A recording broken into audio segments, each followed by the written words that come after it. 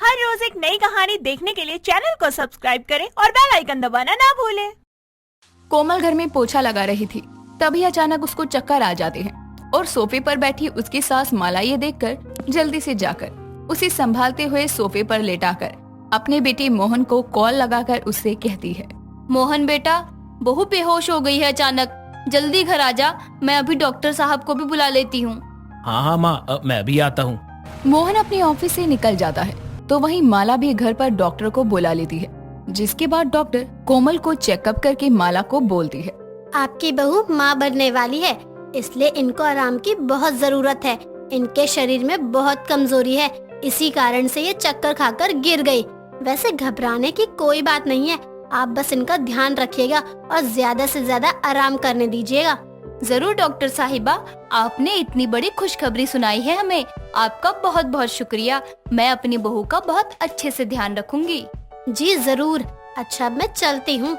Doctor इतना बोलकर चली जाती है और उसके जाते ही वहाँ पर मोहन आ जाता है और अपनी माँ के मुंह से ये खुशखबरी सुनकर नाचने लगता है। और तभी कोमल को होश आ जाता है और मोहन उसका हाथ अपने हाथों में लेकर कहता है, तुमने मुझे आज दुनिया की सबसे बड़ी खुशी दी है कोमल। तुम माँ और मैं पापा बनने वाला हूँ। सच में मोहन जी, ये तो बहुत अच्छी खबर है। माँ जी, आप दादी बनने वाली हैं। हाँ बहू, और अब से तू कोई काम नहीं करेगी। डॉक्टर ने कहा है कि तुझे ज्यादा से ज्यादा आराम करने की जरूरत है। तो माँ जी, ऐसे में घर का काम कौन करेगा? आपकी तबीयत खराब रहती है, मैं आपको काम करने नहीं दूंगी। किसी को काम करने की कोई जरूरत नहीं है। अरे एक नौकर रख लूंगा, वो काम करेगी घर का। माँ, आप बस अपनी बहू और उसके होने वाले बच्चे का ध्यान रखो। जरूर बेटा, ये काम तो मैं खुशी खुशी कर लूंगी। मोहन एक सर्वेंट देने वाली एजेंसी से बात करता है और नौकरानी को अगले दिन से ही घर पर काम के लिए बुला लेता है। अगले दिन सुबह सुबह उनके घर में एक कविता नाम की औरत आती है। उसने एक स्टाइलिश सा चश्मा लगाया हुआ था, साथ ही जीन्स टॉप पहने हुए थे। वो चश्मा हल्का सा नीचे करके सामने खड़ी माला को देखकर कहती है, are you the owner of this place? क्या मतलब, किससे मिलना है आपको? मेरे बेटे की कोई मैडम तो नहीं हो ना आप? I am not a madam but a maid servant who has come here to work. फिर समझ नहीं आया मुझे। आपको हिंदी नहीं आती? आती है, लेकिन मुझे लगा आप भी पढ़ी लिखी होंगी तो मेरी बात समझ लेंगी। लेकिन कोई नहीं, मेरा नाम पोएट्री है और मैं यहाँ नौकरानी का काम करने आई हूँ। माला उसको ऊपर से नीचे तक एक बार फिर निहारती है और हैरानी से कहती है, तुम और नौकरानी? इतने में कमरे से बाहर आकर कोमल अपनी सास से कहती है, माँ जी, क्या हुआ? कौन है ये? बहू, ये नौकरानी है जो आज से काम करने वाली थी। और बहू ये ना पढ़ी लिखी है, शायद मेरे से इंग्लिश में चटर पटर कर रही थी और इसका नाम पटरी बताया इसने। पटरी नहीं, पोइट्री मतलब कविता। मेरा नाम कविता है, लेकिन ये नाम मुझे बहुत ओल्ड फैशन लगता है, इसलिए मैंने अपना नाम पोइट्री रखा। बाय द वे मैं बता दूं कि मैं घर के सारे काम कर लेती हूँ, so don't worry about my work. तुम इतनी पढ़ी लिखी हो तो ये काम क्यों कर रही हो? कोई काम छोटा या बड़ा नहीं होता और आजकल बहुत अनएम्प्लॉयमेंट है, इसलिए जो काम मिले वो कर लेना चाहिए। दोनों सास बहू इतनी पढ़ी लिखी नौकरानी को पाकर खुश थे, क्योंकि वो दोनों खुद पढ़े लिखे नहीं थे। अब कविता आकर घर के सारे काम कर लेती है और तभी शाम को वो देखती है कि माला अपनी बहू को पपीता खाने को दे रही है। ये देखकर कविता जल्दी से जाकर कोमल के हाथ से पपीते की प्लेट लेकर कहती है, अरे आंटी जी, आप पागल हैं। आपको इतनी भी नॉलेज नहीं है कि प्रेगनेंसी में पपाया नहीं देते, इट्स हार्मफुल फॉर चाइल्ड। क्या है इंग्लिश में खटर पिटर कर रही है? बहू, तुझे कुछ समझ आया? नहीं माँ जी, मुझे भी समझ नहीं आया कि ये क्या बोली। कविता खुद ये सब समझाती। इससे पहले दरवाजे पर खड़ा मोहन घर के अंदर आता है और ये बात सुनकर बोलता है, अरे माँ, ये क्या कह रही है? पपीता गर्भवती महिला के लिए खतरनाक होता है और ये सच है। आपको ये बात नहीं पता क्या? नहीं बेटा, वो कभी किसी ने बताया नहीं और हमारे समय में तो पपीता महंगा मिलता था तो कभी दिया भी नहीं सासू माँ ने। और कोमल, तुमको भी नहीं पता था कि ये नुकसानदायक है? नहीं मोहन जी, वो हम पढ़े लिखे नहीं है ना, इसलिए हमें नहीं पता था। शुक्र है कि मैंने कविता को काम पर रख लिया। पढ़ी लिखी नौकरानी का पहला फायदा तो पहले ही दिन दिख गया। थैंक यू सर, मैं आपको कोई शिकायत का मौका नहीं दूंगी। डोंट वरी, आप बैठिए सर, मैं आपके लिए कॉफी लेकर आती हूँ।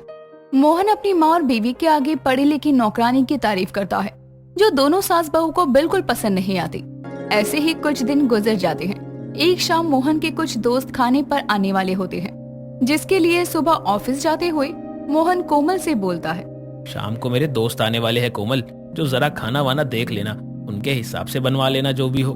ठीक है जी, आप चिंता मत करिए, मैं देख लूंगी। मोहन इतना बोलकर चला जाता है और शाम को कोमल कविता को पकोड़े वगैरह बनाने को कह देती है। कुछ देर में मोहन के दोस्त आते हैं तो कविता उनको स्नैक्स में फ्रेंच फ्राइज और कोल्ड ड्रिंक सर्व करती है। ये देखकर कोमल उसको साइड में ले जाकर बोलती है, मैंने तुम्हें पकोड़े बनाने को कहा था, तो तुम ये क्या बनाकर लाई हो? मेरी बात को काटने की हिम्मत कैसे हुई तुम्हारी? मैडम, सर बहुत मॉडर्न टाइप के थे, तो मुझे पता था उनके दोस्त भी वैसे ही होंगे, और ऐसे लोगों को पकोड़े बहुत हैवी लगते हैं खाने में, इसलिए मैंने लाइट स्नैक्स रखे। तुम्हें बड़ा पता है, ज्यादा पढ़ी लिखी होने का दिखावा मत करो। कोमल कविता को डांट ही रही थी कि तभी मोहन वहाँ आकर कोमल से बोलता है, कविता ने बिल्कुल ठीक करा। अरे मेरे दोस्तों को पकौड़े बिल्कुल पसंद नहीं है, और तुम वही बनवाने वाली थी। तुम भी ना, तुमको मेरे टेस्ट के बारे में कुछ नहीं पता। और कविता, तुमने अच्छा किया। बाकी खाने में क्या है? सर इटालियन खाना है और चाइनीज बनवाया है। Wow great. अच्छा चलो, कुछ देर में खाना लगा देना। मोहन इतना बोलकर अपने दोस्तों के पास चला जाता है और कोमल उदास होकर अपने कमरे में चली जाती है। तो वहीं ये सब देखकर माला को भी गुस्सा आता है कि एक पढ़ी लिखी नौकरानी के चलते उसके घर में उसकी और बहू की इज्जत नहीं हो रही, जिसके चलते वो अपनी बहू के कमरे में जाकर बोलती है, बहू तू उदास मत हो, मोहन इस नौकरानी को इसलिए लाया था ताकि तुझे और मुझे कुछ काम न करना पड़े, तो इसके लिए मैंने तोड़ ढूंढ लिया है उस पढ़ी लिखी नौकरानी से पीछा छुड़ाने का। वो कैसे माँ जी? बस बहू तू रुक, अब देखियो इस पढ़ी लिखी नौकरानी को कल कैसे भगाती हूँ मैं इस घर से। अगले दिन सुबह माला के घर की डोरबेल बजती है और कविता दरवाजा खोलती है तो सामने एक औरत थी जो उसको कहती है, अरे तू कौन है? हमारी बहन कहाँ है? अरे माला कहाँ है? देख हम आ गए।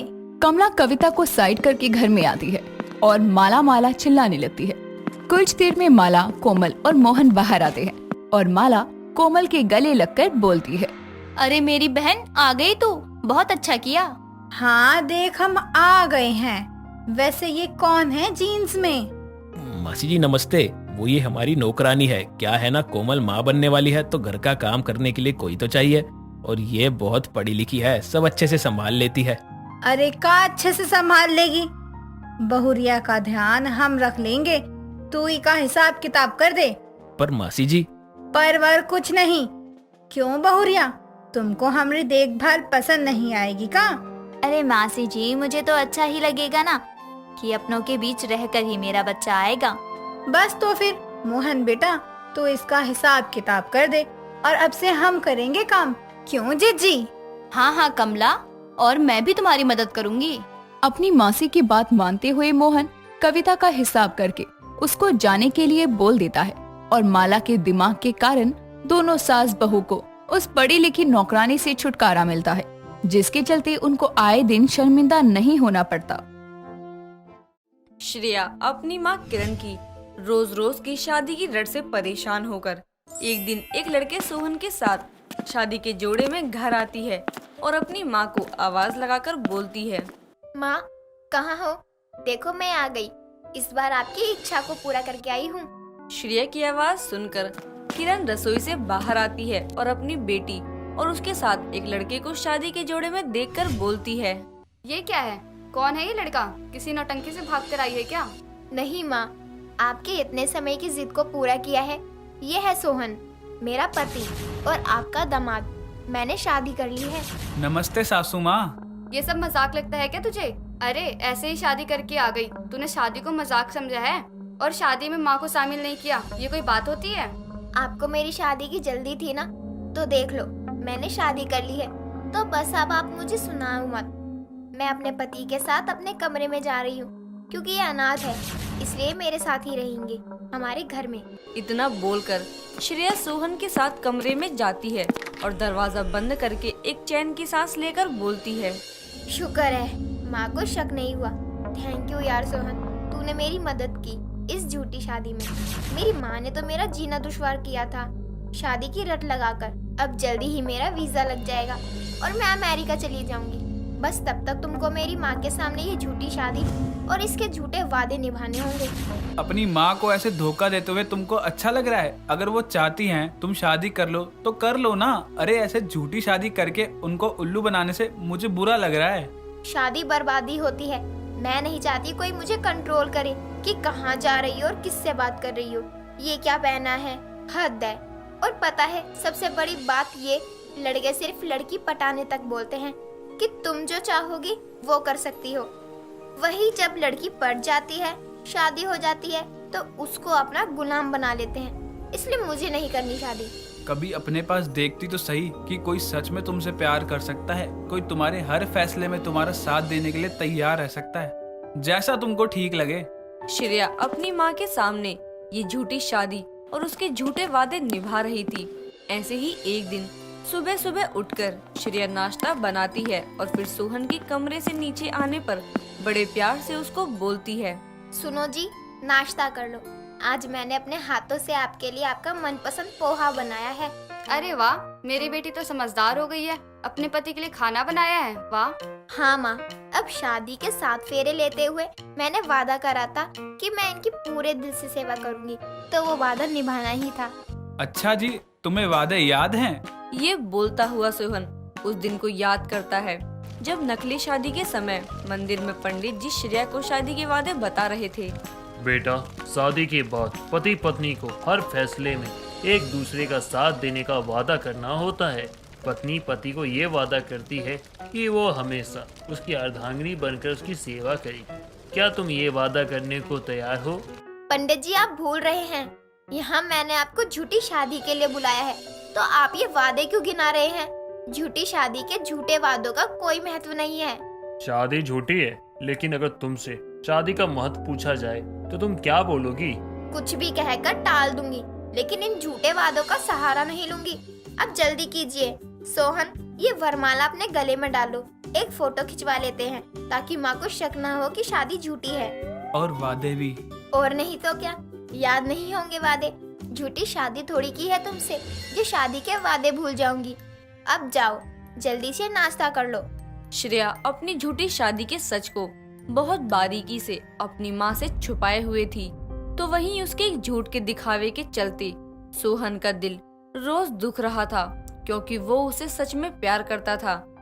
खैर, सोहन नाश्ता करके बाहर जाने को होता है, तभी श्रेया उसको रोकते हुए बोलती है, सोहन जी रुको ना, मैं भी चलती हूँ आपके साथ। मुझे भी जरा मेरे ऑफिस छोड़ देना, 1 मिनट में आई।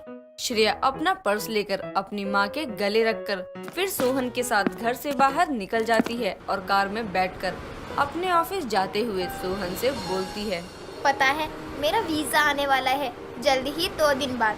अब तुम्हें इस नाटक से आजादी मिल जाएगी। तुम्हारा शुक्रिया सोहन। सोहन बिना जवाब दिए गाड़ी एक साइड रोकता है और कार से निकलकर एक औरत से मिलता है और उसके पैर छूता है। कार में बैठी श्रेया ये सब देख रही होती है। कुछ देर में सोहन उस औरत को बाय बोलकर वापस से कार में आकर बैठ जाता है और ड्राइविंग करने लगता है, जिस पर श्रेया उससे बोलती है, कौन थी वो? मेरी माँ। तुम्हारी माँ? तुमने मुझसे मिलवाया क्यों नहीं? अरे आखिर तुम्हारी पत्नी हूँ मैं। झूठी शादी हुई है हमारी, और उस झूठी शादी के झूठे वादे थे कि तुमको अपनी हर चीज बताऊंगा। तो जब सब झूठा है तो मैं तुमको अपनी असली फैमिली से कैसे मिलवा दूं? और तुम्हारे लिए तो शादी मजाक है, लेकिन मेरे लिए नहीं और मेरे घर वालों के लिए भी नहीं है। इसलिए मैं बिना वजह उनको इस झूठ में शामिल नहीं कर सकता। और हाँ, मैंने इस झूठ में तुम्हारा साथ इसलिए दिया क्योंकि अगर तुम किसी गलत इंसान से मदद लेती तो ये झूठी शादी तुम्हारे लिए एक बड़ी मुसीबत बन जाती। अब तुम्हारा ऑफिस आ गया, जाओ। श्रेया सोहन की बातों से एकदम चुप हो जाती है और चुपचाप कार से उतरकर ऑफिस चली जाती है। ऑफिस में उसको सोहन की बातें खाई जा रही थी।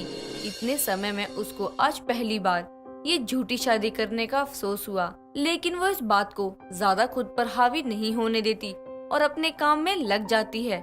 शाम के समय वो सोहन को कॉल करती है कि वो उसको लेने आए, लेकिन सोहन खुद को बिजी बताकर आने से मना कर देता है, जिसके कारण अब श्रेया टैक्सी करके घर जाती है, जहाँ रास्ते में उसे एक रेस्टोरेंट में सोहन एक लड़की के साथ बैठा दिखता है और वो अपनी टैक्सी रुकवाते हुए बोलती है, 1 मिनट भैया, टैक्सी रोकना।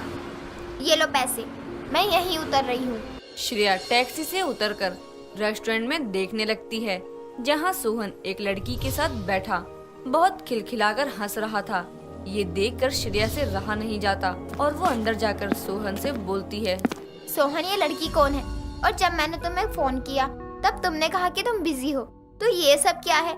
मुझे तो तुम कहीं से बिजी नहीं लग रहे हो। श्रेया, तुम यहाँ क्यों आई? घर जाओ। और मैं बिजी हूँ, इससे ज्यादा तुमको बताने की जरूरत नहीं है मुझे कि क्यों बिजी हूँ, किसके साथ बिजी हूँ। बताना पड़ेगा तुमको, क्योंकि मैं तुम्हारी पत्नी हूँ। तुमने मुझे वादा किया था कि शादी के समय तुम मुझे सब कुछ बताओगे, कि तुम कहाँ हो, किसके साथ हो और कब आओगे, सब कुछ। कितनी बार बताऊं तुमको कि वो मेरी और तुम्हारी झूठी शादी थी और झूठी शादी के झूठे वादे थे, और तुम खुद कहती हो कि शादी तुमसे कंट्रोल नहीं होती, इसलिए तुम शादी नहीं करना चाहती। तो तुम खुद क्यों मुझे झूठी शादी के चलते कंट्रोल करना चाहती हो? कंट्रोल नहीं करना चाहती थी, बस मुझे लगा ये मेरा हक है, मुझे अधिकार है तुमसे पूछने का। पता नहीं क्यों ये झूठी शादी मुझे सच्ची लगती है। मैं इसमें किए वादे निभाना चाहती हूँ और तुम भी उसे निभाओ। क्यों चाहती हो ये सब तुम? मैंने सुना था तुम्हारा वीजा 2 दिन में आने वाला है, तो 2 दिन बाद तुम जब यहाँ से चली जाओगी तो तुमको ना मेरी झूठी शादी याद आएगी, ना उसके झूठे वादे। तो बस 2 दिन तुम चलो, मैं तुमको घर छोड़ देता हूँ। सोहन उस लड़की को लेकर रेस्टोरेंट से बाहर निकल जाता है और श्रेया अंदर बैठी रोती रहती है। बाहर से ये सब देख रही वो लड़की सोहन से बोलती है, भैया, आपने उनको बताया नहीं कि मैं आपकी बहन हूँ, और ये भी कि आप उनसे प्यार करते हैं। देखो, आज इनकी बात से मुझे ऐसा लगा कि इनको आपसे सच्चा प्यार हो गया है। पता नहीं छोटी, और ये प्यार है या बस लगाव, ये तो 2 दिन बाद पता चलेगा, जब ये झूठी शादी टूटेगी, और तब श्रेया को चुनना होगा कि उसे क्या चाहिए।